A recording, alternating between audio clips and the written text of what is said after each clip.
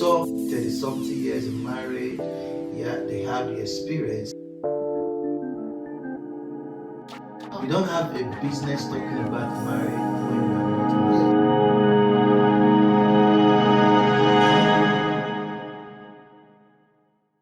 And welcome to Simple Talk with Staton, where we deep dive into real conversation that matters. Today's topic is a controversial one: why do marriages back home last longer than the one we have here in the Western world?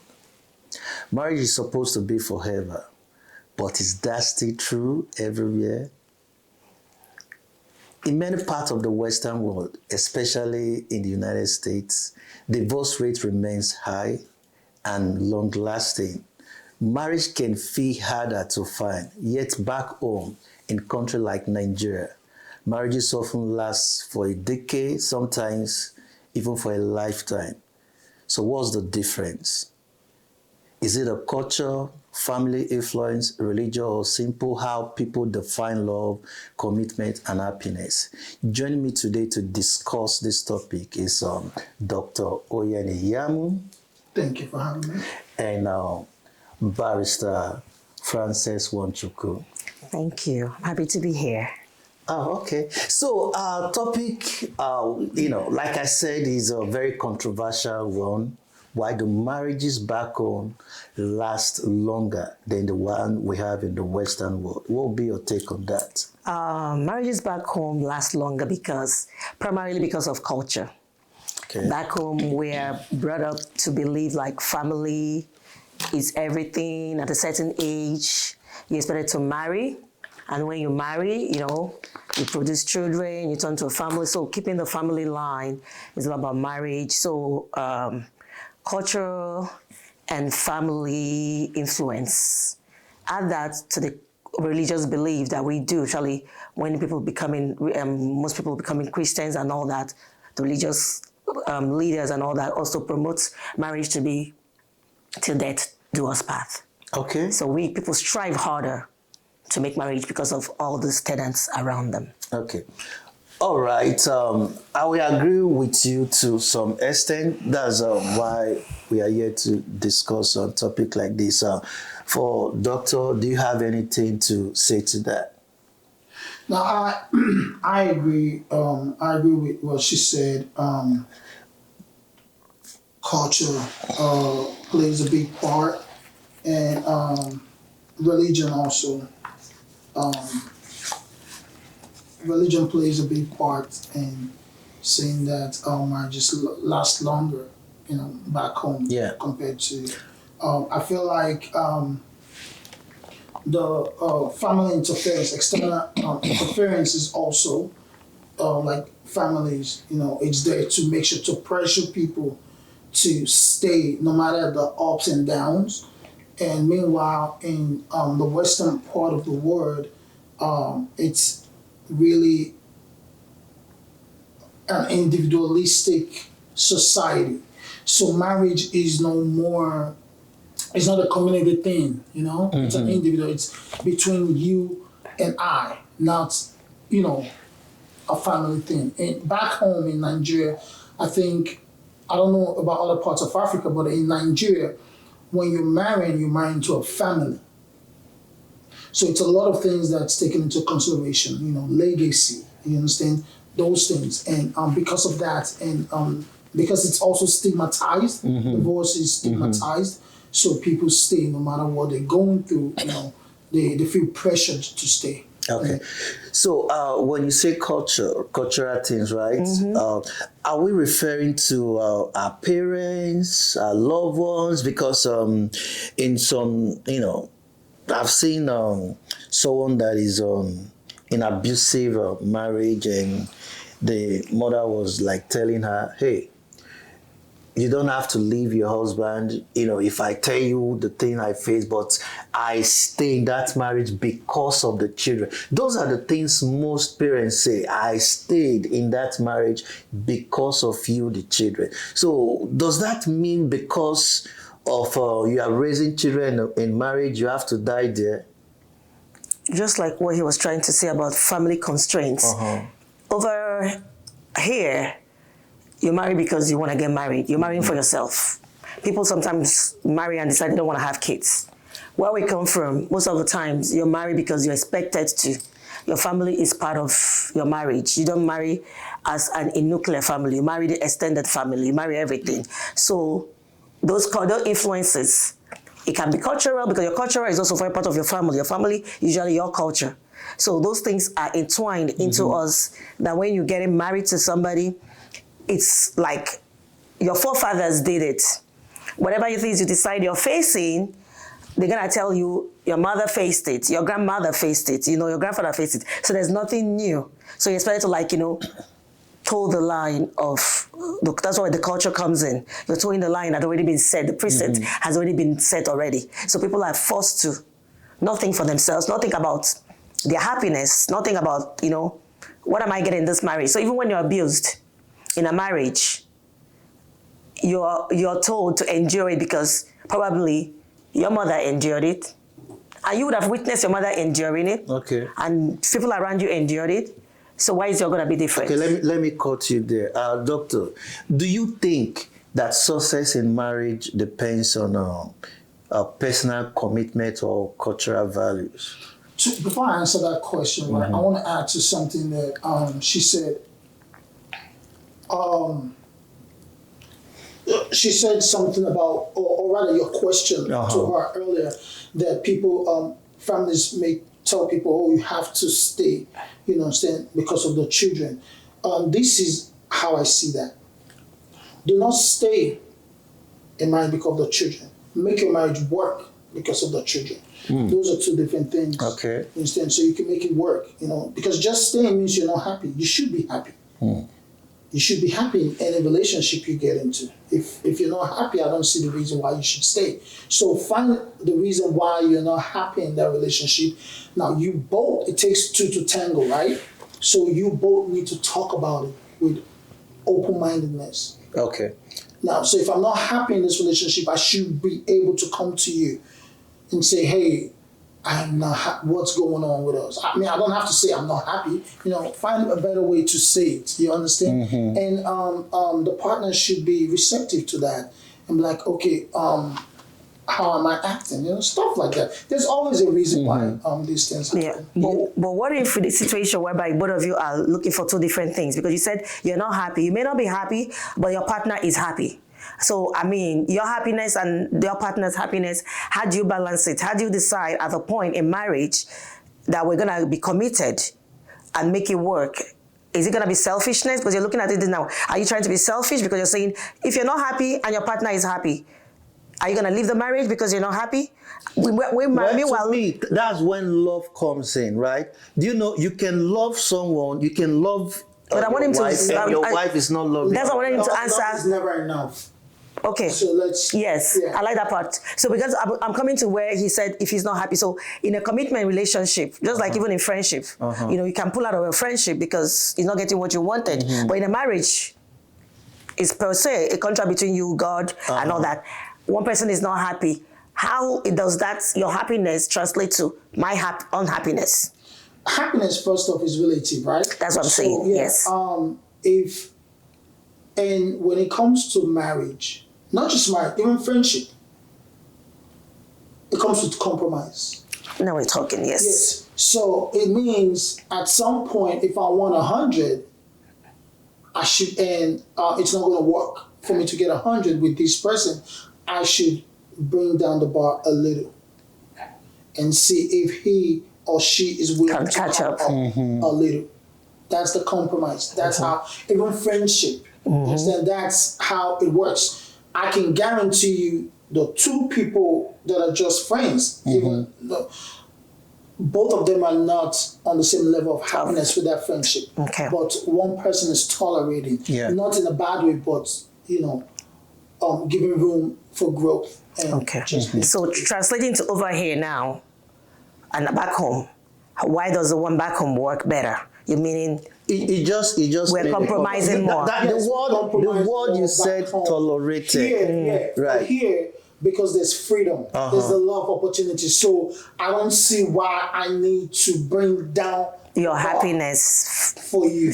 Even the statement you made, our parents, they tolerated a lot in marriage, even though, because a majority of them, they are not happy in marriage. They were never happy. They were never, but they never left their husband, right? Yes. And that was what we witnessed. We witnessed, but we are not willing to go that path, right? So if you are not happy in marriage, you just step out and, well, we'll come to that aspect of it. So I know if we still say, let's talk based on what the causes of this divorce. Number one part of it is abusive relationship. So in a marriage where the husband may be very we are not talking about verbal abuse. This one is physical abuse, and most of the time, the parents, they'll see what happened and they'll settle them and say, okay, he's your husband, just forgive, you still have to be there.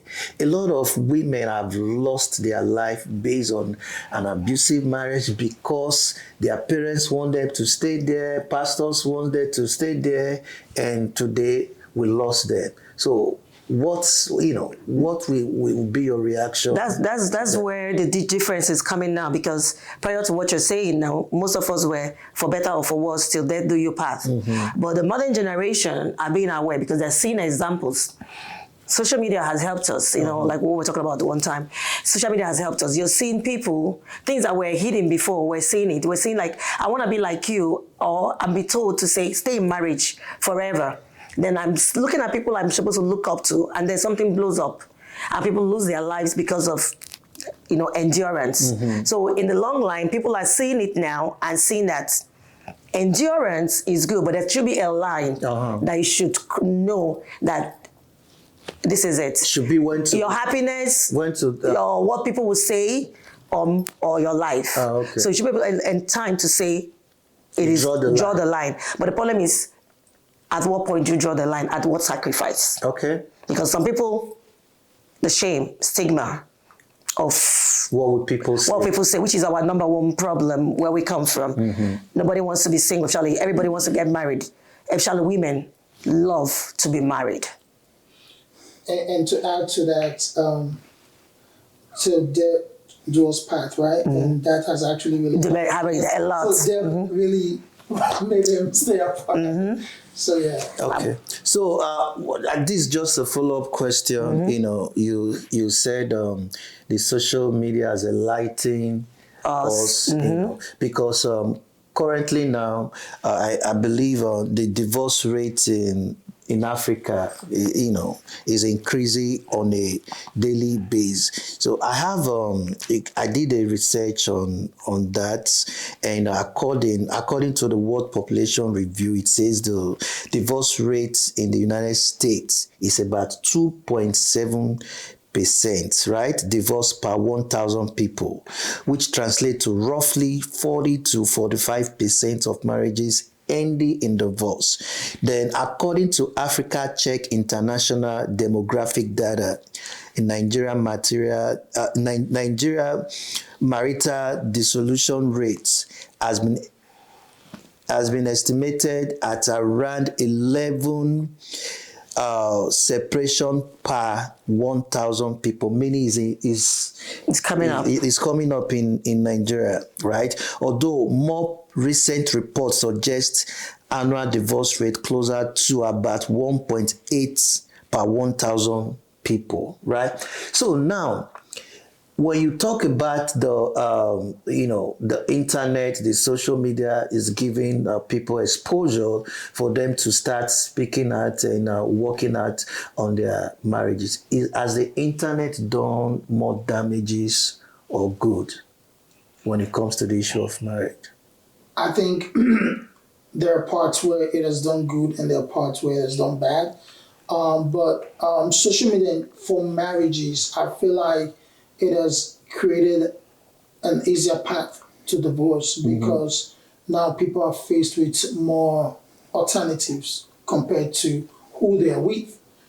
You understand? And it has made these alternatives more accessible compared to back in the day where you You're stuck with what you have. Yeah, you're stuck with what you have because whoever you found on the street, you just might not see them again, right? But in the social media world now, you see this fine girl or the man, of your dreams, maybe, and then you just click follow and start following them. Enter their DM, go into their DM. Yeah, you don't need to ask for May I talk to you? Anymore. Just start doing the DM thing, so you have access. You understand? Meanwhile, back in the day, when a girl tells you, "I don't want to give you my number," it's over.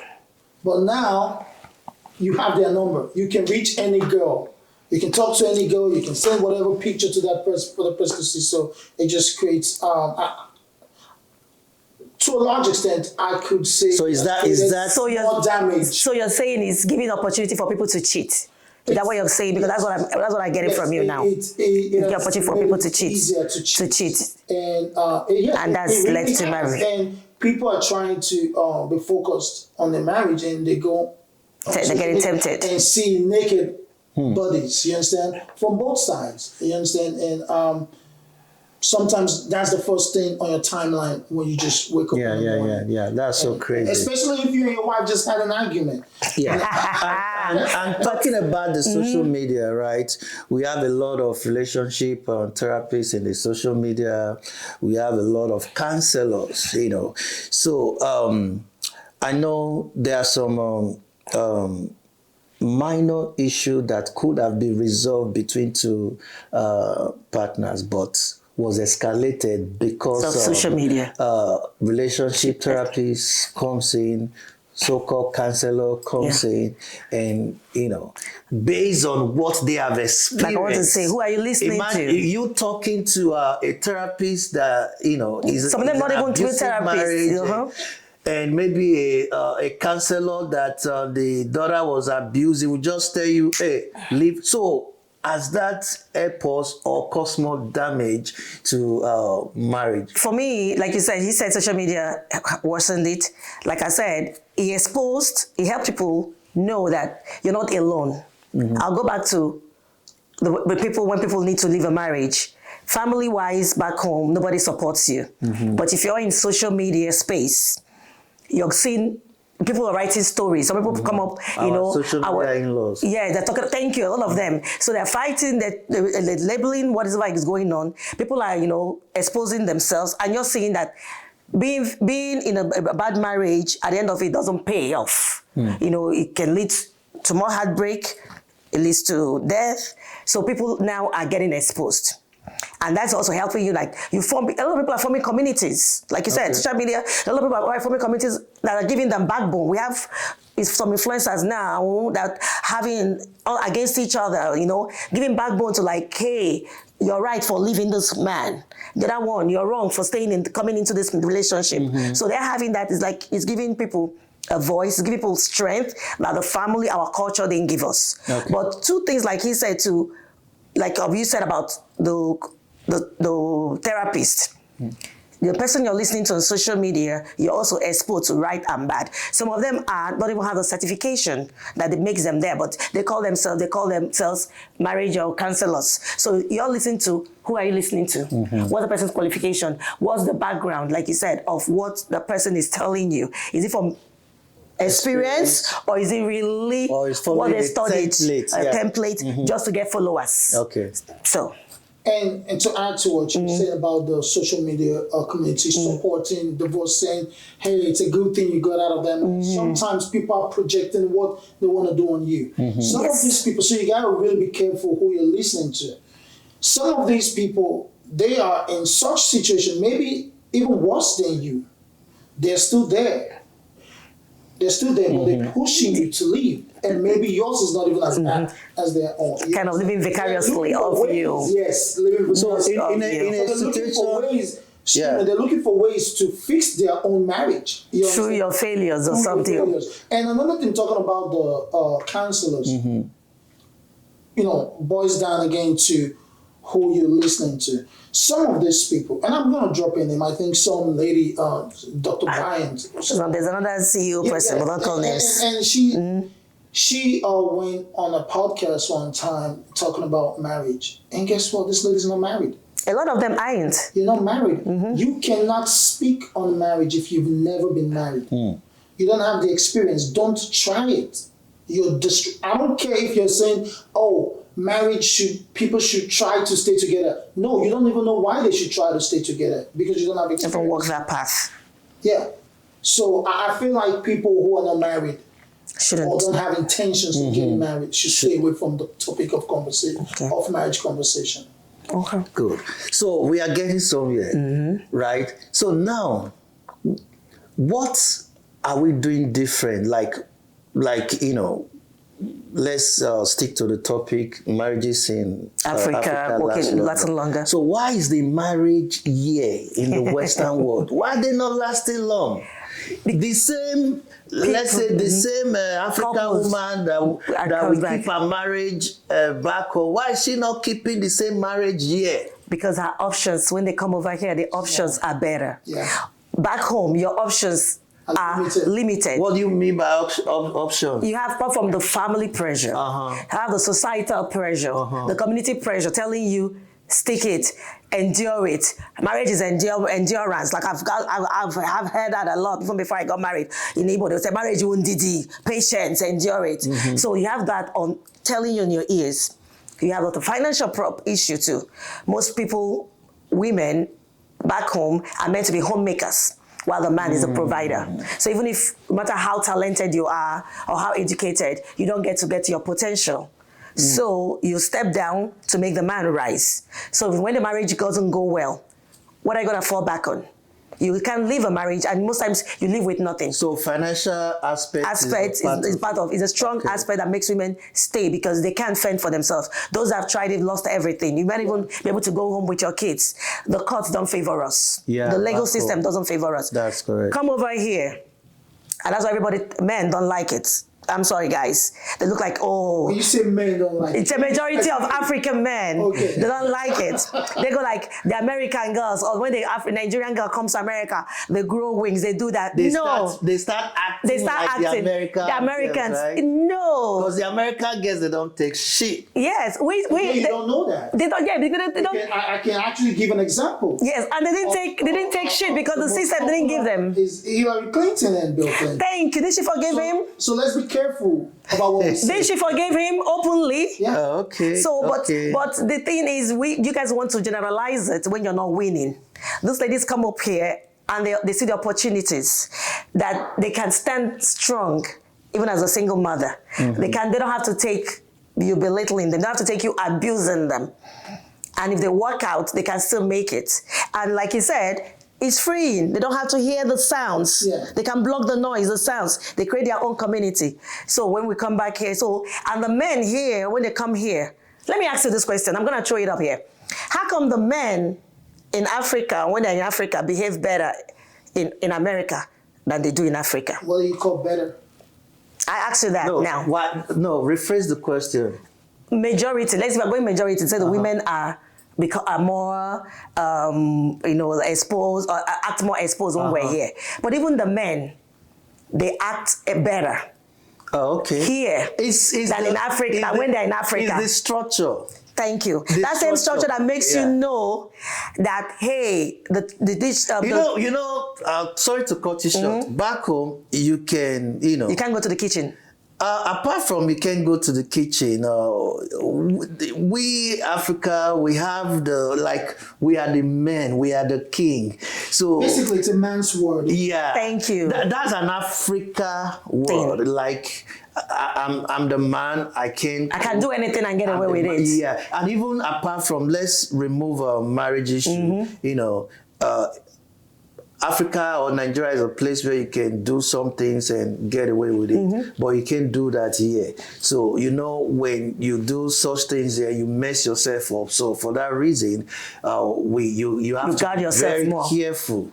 I would just say the same template as when the women come here, that is working for them, is the same template that the men come here and they now realize they can be more human. I understand where you are coming from. So it's not like we making it look like the women grew wings. No, they got to a place whereby human rights is equal.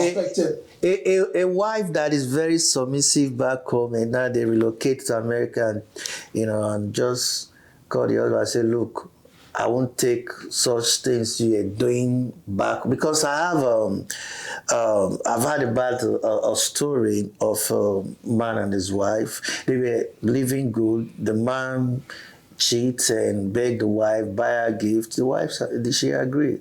But they relocated to the western part of the world here, and the wife just listed everything that the guy was doing, and ended their marriage. I said, look, I can't continue with you in this marriage, and that's how their marriage was ended. So what do you say to them? Yeah, that's society, because you have less external influence pressuring you to stay back, which was back then. So basically, she's been in a marriage where she wasn't happy. And the guy overlooked the happiness. I'm pretty sure in more ways than one, she indicated that I'm unhappy with the situation in our marriage, but the guy just overlooked it.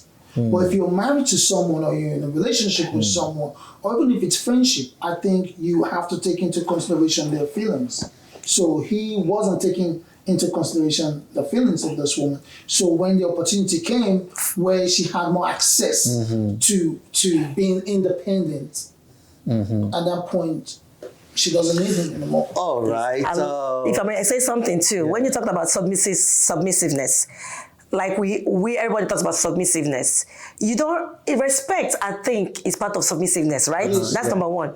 But then you now make you realize that half of the time, those women or those back home that you're calling submissive may not really be submissive. They're not submissive. They don't love you. They don't respect you.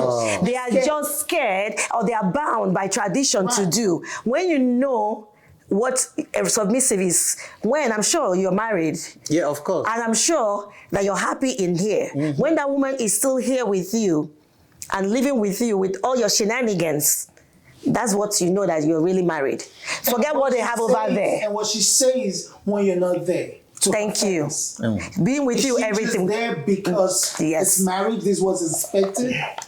Like you said a lot other time too. Longevity of marriage doesn't mean happiness. Yes, longevity of marriage doesn't mean happiness. Okay. Our parents were happy, lived 100 years and then 90 years. But I'm telling you, some of them might not know the bliss. Here, the people are getting, because marriage becomes sacrifice. Here, he talks about you being free, you being happy. And let's go to like infidelity.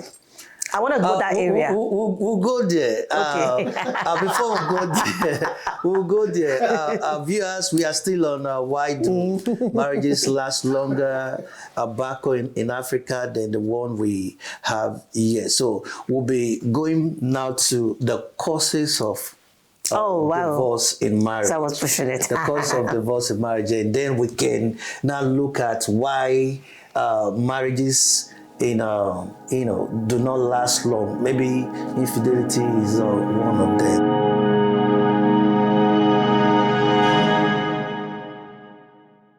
All right, welcome back to our Simple Talk with Staton, where we are discussing why the marriages last longer back home than the one we have in Western world. So we are talking about the cause of divorce. Why do people that once in love just wake up in the morning and say, no, I don't think this marriage, I'm interested in it? What really make people to leave their marriage and, leave their partners, wants to be alone or wants to move to another partners? I would say abuse. Abuse. Abuse is a very, very heavy one, because when people are supposed to be in marriage, in a union, is love, is happiness. Nobody goes into a marriage to decide all the rest of their life. So at a point when the one party feels too abused, physically, that's a major one. I know, because physical can lead to death. We've seen that happen a lot of times. But in America, we don't have more physical abuse. You don't know that. You don't know that. But people here, the difference is when the abuse happens here, physical or mental or anything, people leave. Where we're coming from, before, people stay. We all know the popular Christian artist until she died, and it was linked to her abuse. Okay. These things were going on, but she stayed. prior to our generation now have decided not to stay. Our parents stayed. Black and blue. I know growing up too, we've seen people come out of the house or see somebody on the street and maybe there's a mark on their face or something and they claim, oh, they hit the wall, you know? Right. Everybody around knows, or in the middle of the night, somebody is screaming and crying. Their husband are killing them in their apartments. Nobody goes there because it's expected. Tomorrow, the woman continues to be there. So we've lived with it. It's accepted. But the newer generation now, when they talked about how come the divorce rate is rising in Nigeria than before, are realizing that we don't have to be abused. Our marriage does not have to, you don't have to die in marriage. So abuse is a very big word where people live, both outside here and here too. Abuse, of course, you have emotional, you have physical. But I know physical is a very heavy one that everybody now is frowning at. Domestic violence are frowning at it. And I think it's a heavy one that the reason that most people will walk out of a marriage, because it's better to walk out of life. Because those who haven't walked out of life have died in it. They fulfill the scripture till they do their part. Okay. So to add to what she was saying, I mean, I know you may expect me to say infidelity, right? Okay. But there's more to that. There are other little things that people just throw on the rug, you understand, and jump on infidelity. You understand? I mean, infidelity is a big part, although that's a different topic for another day because topic here. Okay. Because infidelity, if we really want to talk about infidelity, I feel like who's calling it infidelity? Who's the person saying this person is unfaithful? The person that is being cheated on. Okay, except that. Because I feel like external people sometimes don't really know what's going on. Because sometimes people have arranged marriages where you are allowed, even the women is allowed to do whatever.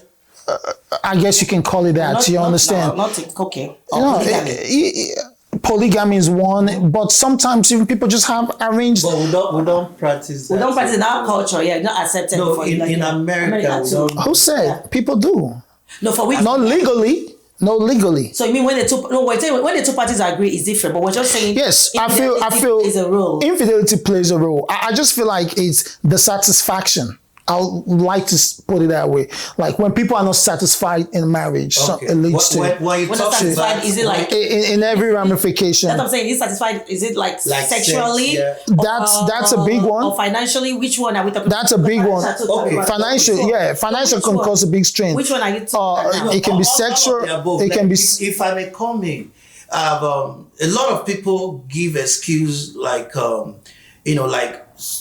when they have issue with their wife, the wife will say, no, I'm not allowing you to have sex with me. And for that reason, they go out. So is that mostly the case? That's not a good reason to cheat. Okay. That's not a good reason to cheat. I feel like you cheated because you wanted to. Cheat. Oh.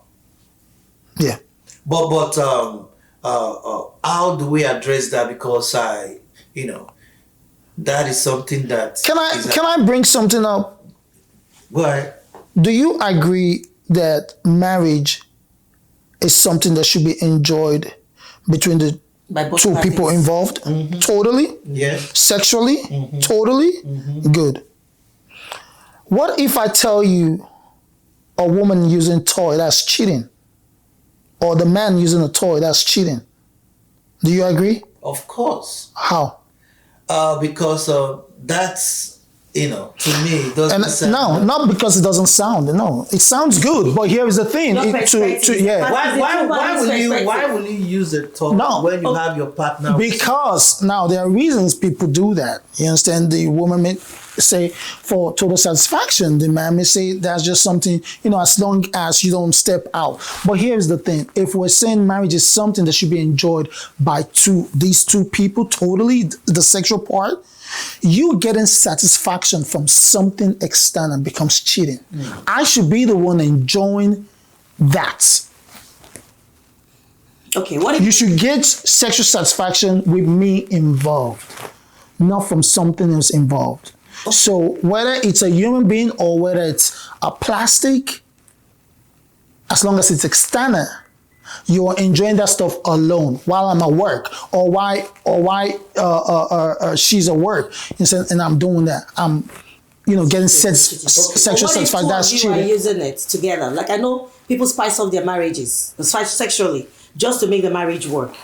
Stop married with toys. Yeah. People do. You do whatever you want to do in your marriage. Toys were created. Toys were created not for you to do it by yourself, which comes cheating. Yeah. I'm asking it whereby there are people. I'm not saying, and that's a topic that is not being addressed because if both parties are not in agreement, it becomes a problem. Right. So whereby the man cannot satisfy the woman, and the man and the need help for satisfaction, and the both parties are doing that together. Like the man, like you said, happiness. You want your wife to be happy, or so that it doesn't step out. Yeah. In that aspect, is it cheating? So, where there is permission, there's no sin. Wow. As long as the two of them agreed on this. Okay. Even as far as me agreeing for my wife to go out, or the woman agreeing for the husband to go out and get it outside, as long as there's an agreement between the two of them, it's not considered cheating. Let me understand something. When you say the wife allow, like the husband go out to get another woman. Yes. People do that. If the wife has a knowledge of that, it's not cheating. It doesn't mind. You've heard of hall pass, right? Hall pass, people give their husbands hall pass. Once in a month. Once a month, go do whatever you want to do. On Friday, you've worked too hard all week. So Friday, you're allowed to sleep outside. Yes. So you know what he did. Some people told you to let them know what, or maybe it depends on what you, it may not be. Yeah, no, that's it. Yeah. As long as, you're allowed to do it, it's not sin. So let's give it an example. You and I could go out, hang out, right? Mm-hmm. And you see me with some girl and I tell you, hey, I'm not coming home. Now, if you decide to do the same thing I'm doing, see, that's why it's wrong sometimes to follow crowd, right? You don't know my situation with my partner. But now, because you think I'm hiding and you think we can't get caught, oh, this is a beautiful place, you understand? Now you're doing this stuff.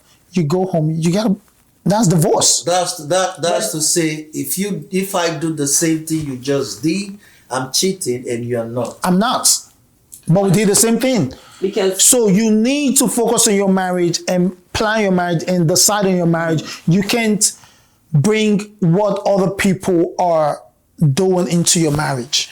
Wow. Because we are learning. We are learning every day. Adding to what he's saying, because infidelity is part of, can make marriages, but he's saying it's bigger than what people. Yes, they have different avenues, because look at it, in some cultures, polygamy is infidelity, right? Yeah. But some cultures accept it. Right. A lot of women will stay with a man and he can have 2, 3 wives, or even 2, 3. No, polygamy is different. Is infidelity? No, it's different. It depends on culture, like she's saying. Yeah. Why say it's some of the different? culture is allowed. Yeah. No, your wife has the knowledge of that, right? But you're sleeping with somebody else apart from her. They are not hiding it. Sometimes the first wife doesn't know. Doesn't want. Yeah. Sometimes that case is different. Cheating. When the man has mistresses, it's cheating. Yeah, it's different. This one, the man married the same way he married the first wife, he married the second wife. You can't call that. But what if you are not in agreement? Let's put it back now. Yeah. You're dating somebody, like we know it's also a popular one on social media, been playing for a while. You're with somebody, and after 5-10 years or whatever, the man decides, I'm now an African, I have a right to another woman. But he doesn't want to let you go. But he wants opportunity to also have something on the side and be proud of it, not to hide it. So he claims he's polygamous now. But when you entered into that relationship with him, we didn't enter as room for polygamy. That becomes deception. Yes. That becomes deception, and that's why people. Can be woman. Yeah, that's a good reason for the woman to leave the marriage, because you cannot deceive people into relationships. I totally agree with that, because if you want a second wife, that would be an agreement between from the beginning. Why? So if she's not in agreement with it, if you want her to leave so you can bring the other woman. But that's why it's good to date for a long time, and when you're dating, ask, crucial questions. Don't just throw them out as questions, but observe. Know your partner. Observe, how they react to certain things and their opinions and stuff. Okay. Still on infidelity in marriages. Sometimes the men cheat, right? And it's normal. A woman can forgive. It's easier. Very, very. It's easier for a woman to forgive a cheating husband. Yes. But if the wife does the same thing, it's like a taboo. Exactly. It is a taboo. Exactly. And that's So why is it not a taboo for the man, but why the woman? That's where, for us, that's where we come from. That's where the culture shift is happening. Where we come from, generally, men are polygamous. King Solomon had how many wives? David had how many wives? So even the Bible that they were brought to us that we're using had room before the time of Jesus that people had many wives. So some religions, apart from Christianity, also support many wives. So when in Africa or where we come from, whether you like it or not, your man steps out, you're still supposed to smile, welcome him, even work harder so that he doesn't step out too much. I'm telling you, so being angry and doing everything, you're supposed to work harder. They'll tell you, do your hair more, change your hairstyle, lose weight. Meanwhile, the man is not doing anything for you to do better. He's growing a big belly, he's looking slumpy. But you're going to do extra because you're trying to stop him from stepping out. Because if you leave him because he stepped out, you're a useless woman. You can't leave your home. That time is changing. The few women that are reacting are now, they're too feministic. Over here, the culture doesn't accommodate it. And like I said, a lot of things that we can do over there, the men can't do it here. So over here, you try it. Very few, like we talked about past president whose wife forgave him. Very few women will stay with you here for the fact you cheated. But vice versa, you cheat where we come from. Everybody, the stigma, you're gone. A woman cheating is like unheard of, but a man can get away with it. Over here, I think it's 50-50. The man, you know what I mean? A woman cheats, the man cheats, the wife can leave. Of course, the man cheats, a woman can leave. You know what I'm trying to say? Both parties share it, but where we come from is not balanced. All we're talking about, equality here is not equal over where. A woman cheating is like a taboo. Your holy temple, your husband paid for this. How dare you? So it's something that is culturally embedded in us. Okay. And even with all the Christianity and everything, we know a lot of men, Christian men and everything, who have more than one wife. And they're still regarded as, Christian men.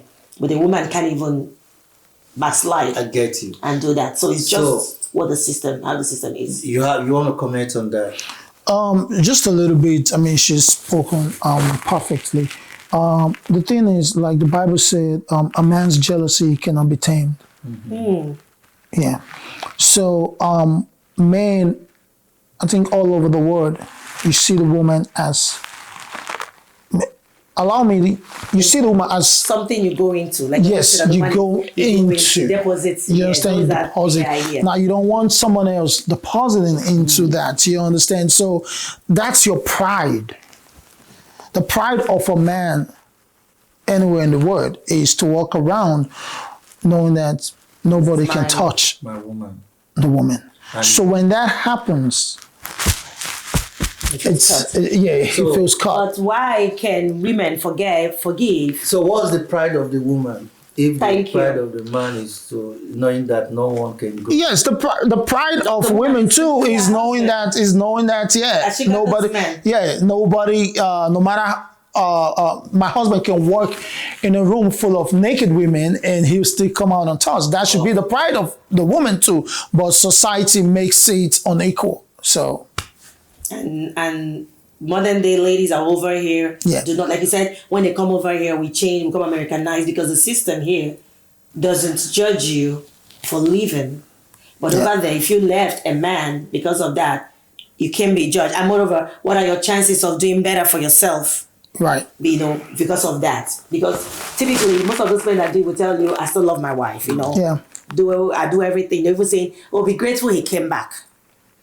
But I wonder though, if a woman does it, it's harder to, I mean, She can come back too. She can come back for a good and man. take a shower. I think some good men there. But I think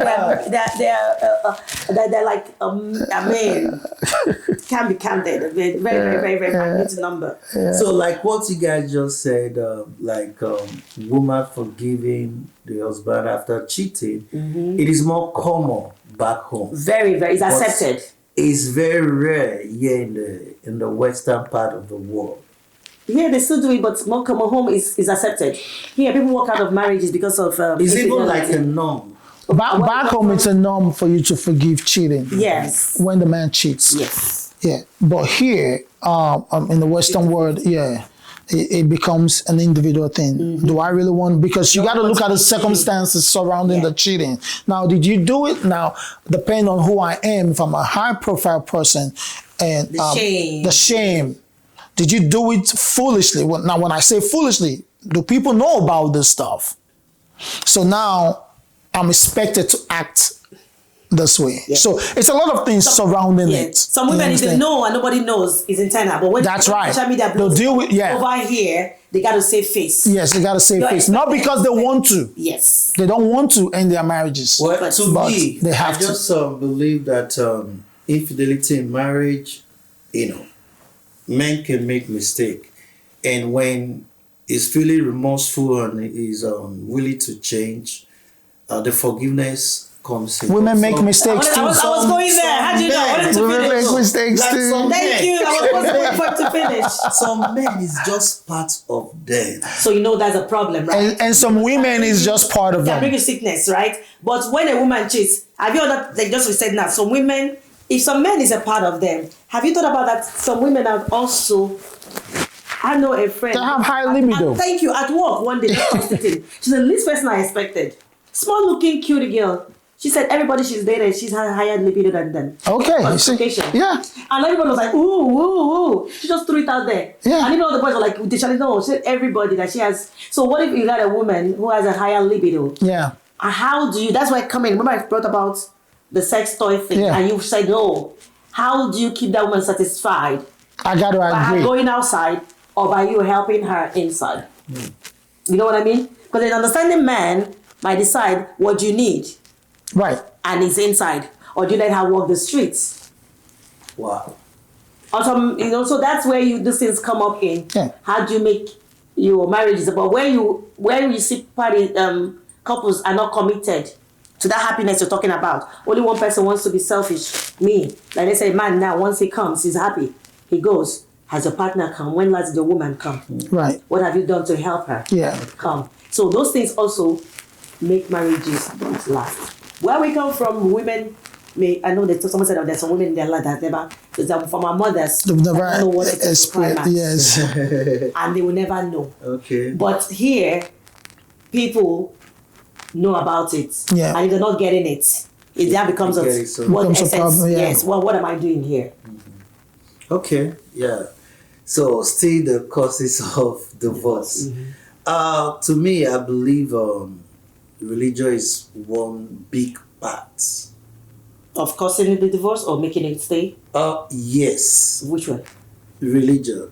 We talk about when I talk about religion, I'm talking about the religious leaders, the pastors, the religious counselor, So no matter how abusive the marriage is, they will still encourage you to stay and pray. That's the external factor we're talking about, because that's the society. Because the society in Africa expect for people to stay. Even here, the religious factor, like you said, that religion, that external factor is kept on saying, die, pray. Should we pray, right? You should be praying until the person dies, right? And we all start regretting it. Yes. And for me, I believe, in as much as our religious people want to follow the Bible, like we said about, there are a lot of nuances in the Bible that we don't understand. And I know abuse was not put in the Bible, but I said, the man and woman are meant for life and all that. There should be a point whereby you said something, back up for the marriages. Let the couples, they came together. Let the couples decide. and everybody should be able to know, like, if you're being abused, you tell me pray. I'm praying, but the abuser is not praying. How, you know what I mean? Mm-hmm. Two of us have to be together. Let's say the abuser is gotta be in sync. You gotta be ready. Yeah, let's say abuser has anger issues and he's working on it and he's struggling to conquer it, and we're praying. That's two different things, you know. Mm-hmm. God come in there. But what about the abuser is enjoying being the abuser, and I'm the victim is the one you're telling pray. God will change him, pray. And the abuser doesn't even know God, doesn't even want to care about it. So in that case, is it advisable to, maybe see a spiritual leader, a counselor, or a therapist? Because the Christians will tell you stay there and pray. Majority of us, we don't believe in therapists. Right? They'll tell you to stay. But I'm saying, you see a marriage counselor, but people see a marriage counselor. That's why American marriage, or the well-trained ones, will only guide you. But when it comes to our preachers, they don't guide you. They were going to enforce that belief on you. So you, as a human being, should think, is your life, is your happiness? You want to be married and miserable? Like we're talking about it, I don't know what it's the other episode, about you living with somebody and you hate that person. We're not going to leave that marriage because the Bible says you hate divorce.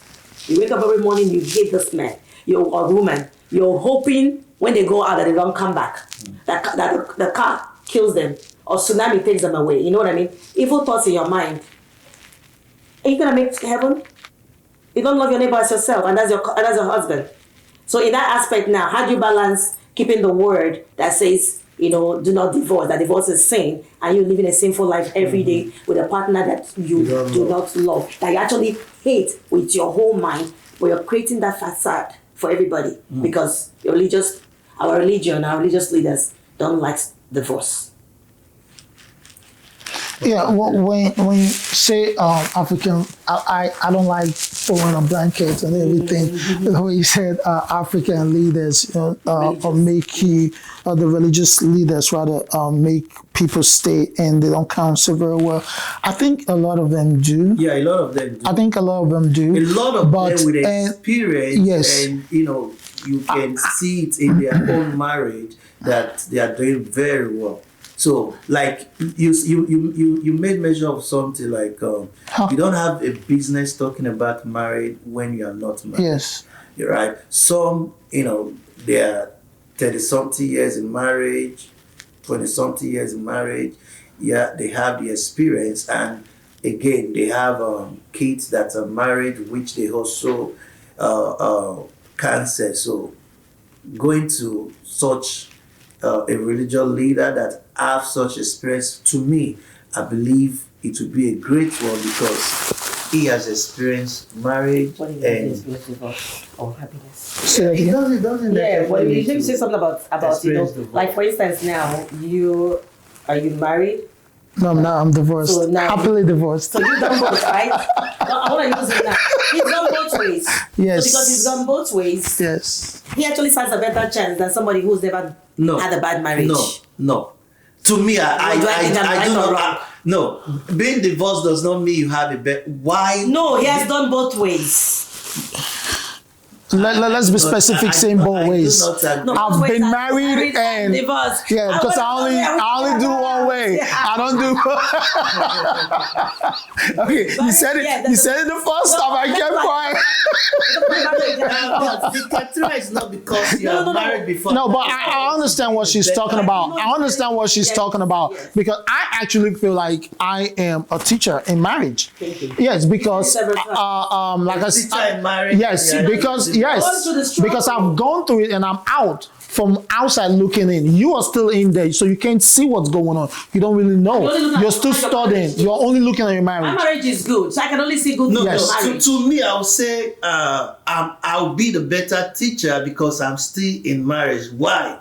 Because the mistakes that who told you there are mistakes? No. He made the mistakes. Let's not so he knows better because you made the mistakes. Whatever happened that made you left your marriage must have happened to me, but I fixed it. But he wasn't. You don't know his story. You don't know my story. No, he wasn't. And another thing is this. Who told you I'm not happy or happier to be outside? Maybe he's happier being single than married. Do you get it? Not everybody was happy when they were married. So that's why marriage is an individual thing. Two people should come together, decide on how they want it.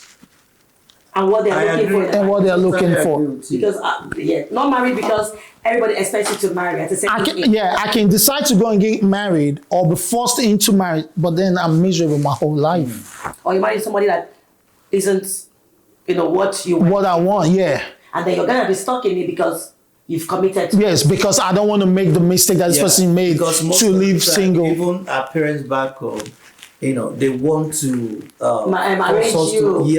I know this person's family. This one is a good family. Yeah, but that family is not that person. And the person must have been creating that facade that everybody expects until when you marry and enter into your home, realize it wasn't what you're doing. And then you're stuck in it because you've done the whole 9 years. Yeah. Well, over here, like he keeps on saying, I like that part. Happiness, yourself, individualistic. I tried it. I made a mistake. It wasn't it. Thank you, ma'am. We leave for that. I'm not in support of divorce. I'm not. When it comes to cost of your happiness and your life. Okay, so in conclusion, we've pointed at some of the, I know there are several things that led to divorce. I've heard of a story of a couple that their marriage lasted for just 2 days, and what caused the issue is just toothpaste. Why will you press the toothpaste? You think it's toothpaste, but it's called principle. Oh, ma'am. But that's the thing that they didn't date. People coming together, even though they said, okay, we don't like people dating because of religion, you don't really have to sleep together. Right. You have to court. Right. To understand each other. My pet peeves may not be yours. Right. And you probably lied to me. We probably talked about this thing before. So it's not toothpaste. It's about trust broken. It built up. So pressing toothpaste from the middle. But you lied to me. But you lied to me when we were dating. You said, "Oh, this is what you do." Oh, why would people press it from the middle? That's stupid. That's ridiculous. Now the second day, I'm seeing that. Oh, you were totally against this stuff. So it's interesting to know that most of the things that even cause divorce are some things that doesn't make sense to the ordinary eye. Thank you. Like he said, it could be little things that have built up. Those are seeds. They're gonna grow. And then one day the person goes like, or packaging. You know how you we create what I think I have to present what I think you want. Yeah. And people presenting, then move into the house. 1 month, 2 months, 3 months, the real Francis is gonna show up. He's gonna show up. Well, your own caused by toothpaste. Hey, what's I mean, bigger than toothpaste. Bigger than toothpaste. Because we talk about marriage. You're married and you're divorced. Which life now do you choose better? Truthfully, no, truthfully, I don't see any reason. Okay, my ex-wife, I couldn't have made a better choice to have married who I married and to have babies by who I had babies with, right? Great woman. We just couldn't make it as a couple. And she's living a beautiful life. She's remarried. I know the husband, have good relationships with both of them. But I'm happier where I am. Than being there. You guys have maintained than being in marriage. Am I going to get married tomorrow? I'm very open to it. Very totally. Marriage is a beautiful thing. I will never preach divorce. I'll only preach divorce when it's not working for you. For me, it's when your life is at stake. When your life is at stake. Yeah, like I said earlier, this is a very controversial topic, and if we can't finish it, I would want to say thank you to you guys, and for people out there that are still into abusive marriage or principled, like you said, because what message do you have for them? Mine is, it's simple. Before you go into marriage, know yourself, because you're going to meet another person, but you yourself have to have packaged yourself for marriage. Like our pastor used to say, everything, what you're looking, be that thing you're looking for. So be marriageable. Be marriageable so that when you're entering into marriage, you're like you're also a marriage material. You don't expect somebody else to be everything while you're not. Oh, okay. But along the line too, know your partner. Have an idea what you're going in for. Know your line, the draw lines, what you can take. See the red flags. Don't cover the red flags thinking when I marry him, I'm gonna change him. Or because it's very hard for everybody to change and you're not willing to change. Why do you think that other person is gonna change? Then you marry and then you marry a facade and you want to turn that facade into a beautiful thing and it's not working out. And then you're struggling to package yourself to create an image that was never even real in the first place. So it's like the foundation already is shaky before you entered. And then so the whole thing is gonna be against the grace of God.